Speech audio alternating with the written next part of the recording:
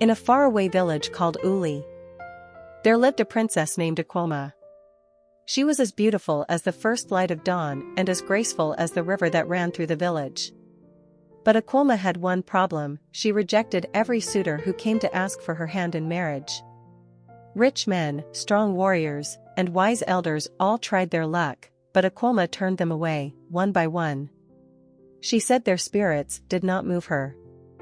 People gossiped and whispered, "What is she waiting for? A man from the sky?" they mocked. But Akuoma ignored them. Then, one day, a stranger came to Uli, handsome, mysterious, and unlike anyone the villagers had ever seen. He swept Akuoma off her feet, and her massive traditional marriage soon became the talk of the village. What no one knew, however, was that her husband was not a man, but a ghost.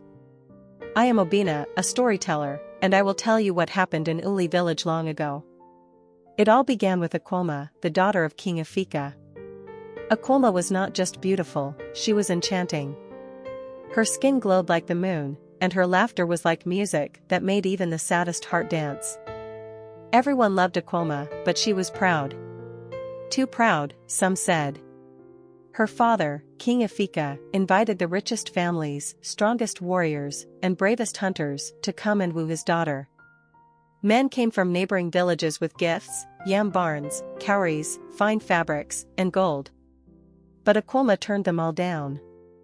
"He is too proud," she said of one. "This one's spirit is too weak," she said of another. Her father was furious.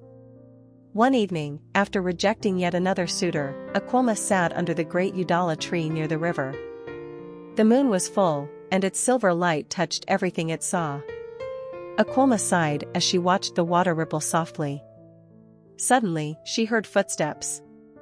Slow, confident footsteps. She turned around and saw him. He was tall and handsome, more handsome than any man she had ever seen. His eyes were deep, like two dark wells, but they sparkled with something she couldn't describe. His skin was smooth and glowed faintly in the moonlight. His voice, when he spoke, was like the rumble of thunder just before the rain. "Princess," he said, bowing low. "Why do you sit here alone?" "I could ask you the same," Akuoma replied, staring at him. The stranger smiled. "My name is Chijiok. I have traveled far to find the woman my heart belongs to. I believe I have found her tonight." Akuoma's heart skipped a beat. She felt something she had never felt before, a pull, as if her spirit recognized his. They talked all night under the Udala tree. By morning, she was in love. When Akuoma announced that she would marry Chijiok, the whole village was shocked. "Who is he?" they asked. "Where does he come from?" But Akuoma did not care. The preparations began. Drummers practiced their rhythms. Women wove fine osso cloth. Cows, goats, and chickens were slaughtered. The king declared it the biggest celebration Uli had ever seen.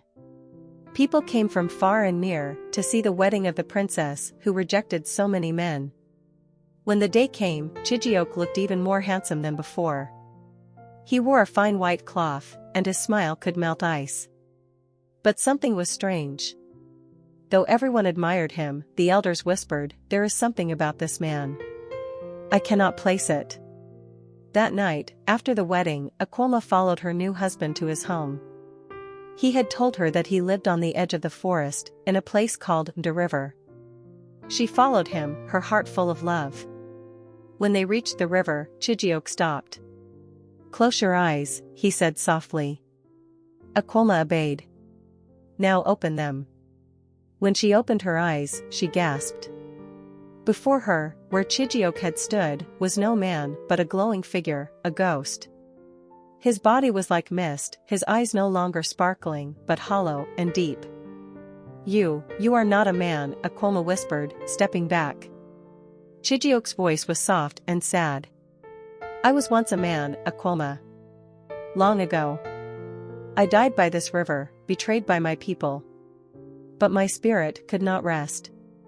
I wandered for years, searching for someone to love me. And now I have found you." Akuoma's heart pounded. She felt fear, but she also felt pity. Chijioke's voice held so much pain, so much loneliness. "You tricked me," she said, tears filling her eyes. "I did not lie about my love," Chijioke replied.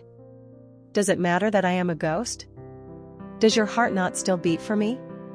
Akuoma's mind swirled. How could she love a ghost? How could she live with him? But deep inside, her spirit whispered to her, reminding her of the love she felt when they sat beneath the Udala tree. For days, Akuoma did not return to the village. People searched for her, but she was gone. Some said she had run away. Others believed something terrible had happened. But one evening, under the full moon, Akuoma returned. She was different. Her eyes glowed like stars, and her face was calm, almost otherworldly. She stood before the king, her father, and spoke. "Father, I have found my home," she said. "I will live with Chijioke by the river. My heart belongs to him." Her father wept, for he knew there was no stopping her. The village elders shook their heads. Some called her foolish, others said she was bewitched. But as time passed, strange things happened. Crops near the river grew tall and healthy. The river flowed clearer and stronger than ever before. People said that Akuoma's love had healed Chijioke's spirit, and his blessings now touched the land. And so, Akuoma and her ghostly husband became a story told to children under the moonlight, a story of love that reached beyond life and death, of choices that touched the spirit, and of a princess who found what she had been searching for all along.